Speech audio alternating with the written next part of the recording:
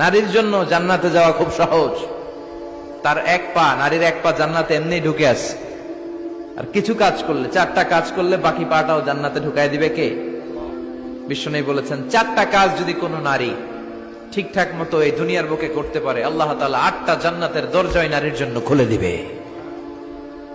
1 নম্বরে বিশ্বনবী বললেন, আল মারআতু ইযা সাল্লাত খামসাহা, কোন নারী যদি 5 ওয়াক্ত সালাত সময় মতো আদায় করে, ওয়া সামাত শাহরাহা, রমজানের রোজাগুলো ঠিকমতো রাখে, আতাআত বালাহা, স্বামীর আনুগত্য করে, ওয়া হাফিজাত ফুরুজাহা, নিজের লজ্জাস্থানের হেফাজত করে। 4টা, কয়টা?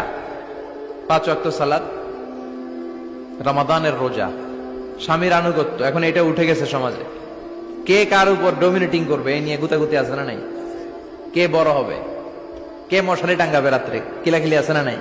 হাজবেন্ডকে তুই টাঙ্গা, স্ত্রী কয় আমনে টাঙ্গান, আছে না নাই? আনুগত্য নাই, ছোট্ট খাট্ট বিষয় নিয়ে কিলাকিলি। এজন্যই ফ্যামিলির মধ্যে শান্তি নাই। আমার বোনেরা, এই যে মহিলা সমাবেশে আসছেন, যাদের বিয়ে হয়েছে, হাজবেন্ড পেয়েছেন, এই হাজবেন্ড আপনার হীরার টুকরা, এটা আপনার জান্নাত। বিশ্বনবী বলেছেন, আল্লাহ ছাড়া কারো পায়ের সামনে যদি সিজদা দেওয়া জায়েজ হতো, সবগুলো নারীকে বলতাম স্বামীর পায়ে সিজদায় লুটিয়ে পড়ো। আল্লাহ ছাড়া যেহেতু কারোর সামনে সিজদা দেয়া যায় না, তাই আমি এটা বলি না। যদি জায়েজ হতো, সব নারীকে বলতাম স্বামীর পায়ে লুটিয়ে পড়ো, স্বামী তোমার জান্নাত। 5 ওয়াক্ত সালাত পড়বেন, রমাদানের রোজা রাখবেন, স্বামীর আনুগত্য করবেন, নিজের লজ্জাস্থানের হেফাজত করবেন, নিজের সতীত্ব, নিজের সম্মানের হেফাজত করবেন। এই 4টা কাজ যদি কোনো নারী দুনিয়ার বুকে করতে পারে, তার জন্য 8টা জান্নাতের দরজা খুলে দিবে কে? আল্লাহ। এজন্য বোনেরা, আপনাদের জন্য ইসলাম পালন করা সহজ। আপনারা হচ্ছেন অনেক বড় একটা ইনস্টিটিউশন, কারণ আপনার ছেলে মেয়েদের প্রথম শিক্ষা প্রতিষ্ঠান আপনি নিজেই, তাই না? যারা সিলেটের ছেলে পেরে, এরা সিলেটি ভাষা পারে কেমনে? এর মার কাছ থেকে শিখে। ঢাকায় পোলা পান্ডা ঢাকায় কয় কেমতে? ঢাকার মায়ের কাছে শিখে। নোয়াখালীর ছেলেরা নোয়াখালী হয় কেমনে? ছোটবেলা থেকে মা বলে নোয়াখালী, পানির কয় হানি, পান রে কয় হান, তো ছোট বাচ্চা এটাই শিখে। আমেরিকান ছোট ছোট বাচ্চা ইংরেজি পারে কেমনে? ওর মা থেকে শিখে। তাহলে মা প্রথম শিক্ষা প্রতিষ্ঠান নয়? মা হচ্ছে the first institution for every child. পৃথিবীর সব মানব শিশুর জন্য মা হচ্ছে প্রথম শিক্ষা প্রতিষ্ঠান। এজন্য আমি বলি, বাপ ভালো তার বেটা ভালো তাই, মা ভালো তার ঝি, গাই ভালো তার দুধ ভালো রে, দুধ ভালো তার ঘি। বাপ যদি ভালো তো বেটা ভালো, মা ভালো তো ঝি ভালো, দুধ গাই ভালো তো দুধ ভালো, দুধ ভালো তো ঘি ভালো, তাই না? এই নারীদের পেট হচ্ছে খনি, তেলের খনি, গ্যাসের খনি, স্বর্ণের খনির চেয়ে আমি বলি এটা দামি খনি। এই নারী যদি হেজাব মেনটেন করে, কোরআন পড়ে, সুন্নাহ পড়ে, তাহলে এই নারীর পেট থেকে বড় বড় আল্লাহওয়ালা বেরোবে, দেশপ্রেমিক লোক বেরোবে, ভদ্র, সালেহ, শহীদ, নবী, সিদ্দিক এরা বেরিয়েছে, ঠিক কিনা? আর এই একই নারী যদি ইসলাম না মানে, স্বামীর আনুগত্য না করে, সালাত না পড়ে, কোরআন সুন্নাহ না মানে, তাহলে এই পেট থেকে বড় বড় ডাকাত, দুর্নীতিবাজ, দেশের সম্পদ যারা লুণ্ঠন করে, অন্যকে হত্যা করে, জুলুম নির্বিচারে করে, এরকম ডাকাত বেরোবে। এই জন্য নারীরা সবচেয়ে বড় সম্পদ। বিষ্ণু বলেছেন, দুনিয়া কুল্লুহা মাতা ওয়া খায়রু মাতা'আদ দুনিয়া আল মারআতু সালিহা। এই দুনিয়ার সব কিছু হচ্ছে সম্পদ, আর এই সব সম্পদের মধ্যে সবচেয়ে দামি সম্পদ হচ্ছে নেককার নারীরা। তার মানে এই জুরিতে যা তোমরা দেখো সব সম্পদ, আর এই সব সম্পদের মধ্যে দামি সম্পদ এই প্যান্ডেলের ভিতরে যারা আছে, এরা নেককার না? নেককার না হলে ওয়াজ শুনতে আসতো? এই প্যান্ডেলের ভিতরে যে বোনেরা, এরা পৃথিবীর সবচেয়ে দামি সম্পদ। এজন্য নিজেকে চিনেন, নো দাই সেলফ। আপনারা যে কতটা দামি, আপনারা যে কতটা সম্ভাবনাময়ী, এটা একটু বুঝবার চেষ্টা করেন। আবার বিশ্বনবী নারীদেরকে অনেক বিষয়ে সতর্ক করেছেন যে খবরদার এগুলো করো না। নারীদেরকে টাইট ফিটিং জামা পরতে নিষেধ করেছেন। আল কাসিয়াত, আল আরিয়াত, আল মাইলাত, আল মুমিলাত। কিছু কিছু বোনেরা এমন টাইট বোরকা পরে, তার দেহের সব উঁচু নিচু ভাঁজ টের পাওয়া যায়, পুরুষরা আরো বেশি আকৃষ্ট হয়। এই বোনদের ব্যাপারে আমি বলি, বিশ্বনবী বলেছেন, লা ইয়াদখুলনাল জান্নাতা ওয়া লা ইয়াজিদনা রিহাহা। তারা জান্নাতে তো ঢুকবেই না, জান্নাতের ঘ্রাণও এদের নাকে লাগবে না। এখান থেকে জান্নাতে পৌঁছতে আরো 500 বছরের রাস্তা, এত দূরে থাকতেই জান্নাতের ঘ্রাণ আপনার নাকে এসে ধাক্কা দিবে, তারপর ওই নারীরা জান্নাতে ঢুকতে পারবে না। টাইট ফিটিং জামা আছে না নাই? এখন বোরকার মধ্যে অনেক ডিজাইন, ইদানিং এদিকে কিছু ডিজাইন করে পরে, এদিকে করো না, এদিকে করো না, এদিকে করো না, 4টা গম্বুজ বানায় এই জায়গায়, আছে না নাই? এগুলো করে, তো এগুলো করলে তার পর্দার চেয়ে তার সৌন্দর্যের প্রকাশ আরো বেশি হয়ে যায়।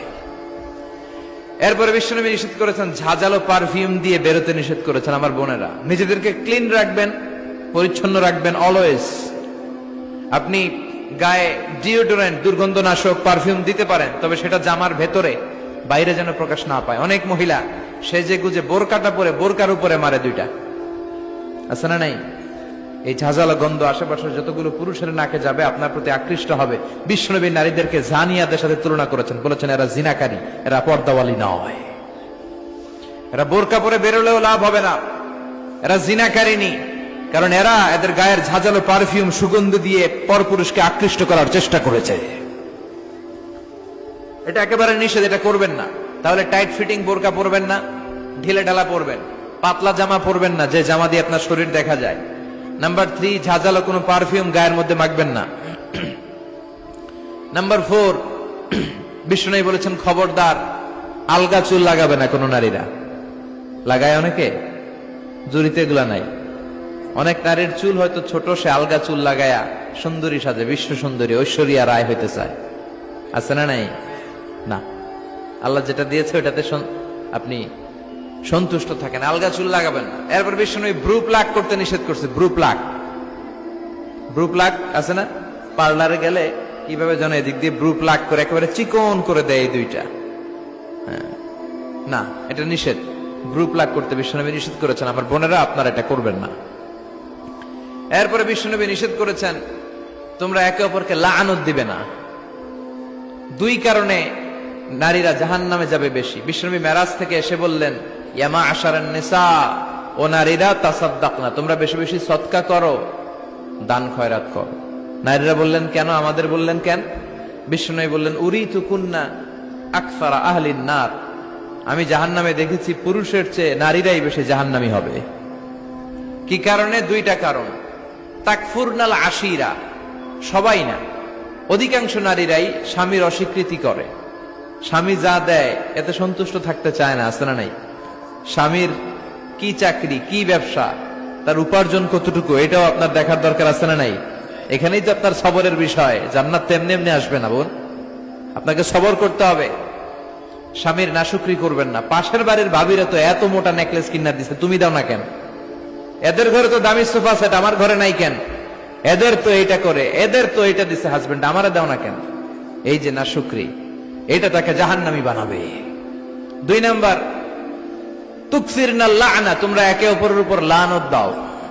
নারীরা রেগে গেলেই একজন আরেকজনের লানত দেয়। হেতুর উপরে আল্লাহর ঠেড়া হইতো, হেতুর উপরে আল্লাহর গজব হইতো, মানে তার উপর আল্লাহর গজব পড়ুক। এভাবে ঝগড়া লাগলে এক মহিলা আরেক মহিলাকে লানত দেয়। জুরির বোনেরা অবশ্য এগুলো দেয়টাই না, মাঝে মাঝে দে। আচ্ছা, তো এগুলো করা যাবে না। স্বামীর নাশুকরি করা যাবে না, এরপর লানত দেয়া যাবে না। এই যে বিশ্বনবী যেগুলো নিষেধ করলেন, এগুলো থেকে যদি আমরা বেঁচে থাকি, আর যে 4টা কাজের কথা বললেন, এগুলো যদি আমরা করি, তাহলে জান্নাতে যাওয়ার পথকে আমাদের জন্য সহজ করে দিবে কে? আমি সব সময় নারীদেরকে 6 জন নারীর জীবনী পড়তে বলি, আপনারাও পড়বেন, বাজার থেকে কিনবেন। আসিয়ার জীবনী, আসিয়া ইমরাতু ফেরাউন, ফেরাউনের বউয়ের নাম হক্কা, নাম খিতা আসিয়া। এই আসিয়ার জীবনীটা প্রত্যেক নারীর জন্য পড়া ফরজ। কিভাবে তিনি ঈমান বাঁচিয়েছেন আপনি দেখবেন। এরপরে মারিয়ামের জীবনী পড়া ফরজ। মারিয়াম আলাইহিস সালাম, কিভাবে তিনি ইবাদতে মশগুল ছিলেন। 2 জন গেল। 3 নাম্বার, বিশ্বনবীর প্রথম স্ত্রী খাদিজা আল কুবরা তাহেরা। পতি ভক্তি কারে বলে, স্বামী ভক্তি কাকে বলে, আপনি দেখতে পাবেন ওনার জীবনীতে। 4 নাম্বারে, বিশ্বনবীর একমাত্র কুমারী স্ত্রী আয়েশা রাদিয়াল্লাহু তাআলা আনহা, কিভাবে জ্ঞানার্জন করতে হয় 2220টা হাদিস তিনি বর্ণনা করেছেন। নারীদের মধ্যে সবচেয়ে বেশি হাদিসের বর্ণনাকারী। ফ্যামিলির হাদিসগুলো বর্ণনার জন্য আল্লাহ তাআলা মা আয়েশাকে বিশ্বনবীর ঘরে ট্যাপ রেকর্ডার হিসেবে পাঠিয়েছিলেন। বিষ্ণুবী যা বলতেন সব মুখস্থ করে নারীদের কাছে ওয়াজ করে ছড়াইয়া দিত। কি নারী ছিল! মা আয়েশার জীবনী পড়তে হবে। সবশেষে বিশ্বনবীর কলিজার টুকরা নয়নের পুটলি ফাতেমাতুল আজ-জাহরা, ফাতেমাতুজ জাহরার জীবনী পড়তে হবে। তার জীবনী থেকে আপনি পাবেন কিভাবে পর্দা করতে হয়। উনি মরার আগে আলীকে বলে গেলেন, আলী, জীবদ্দশায় আমারে কেউ দেখে নাই, নবীর মেয়ে মোটা না চিকন, লম্বা না খাটো। মরার পরেও বেশি মানুষে জানাজায় আসতে বলো না, রাত্রিবেলা অল্প কয়েকজন লোককে নিয়ে জানাজা দিয়ে আমার কবর দিয়ে দিও। কেমন করে আপনি নিজেকে সেভ করবেন, এই শিক্ষা মা সাইয়্যিদাতুনা ফাতেমাতুজ জোহরার জীবনীতে আছে না নাই?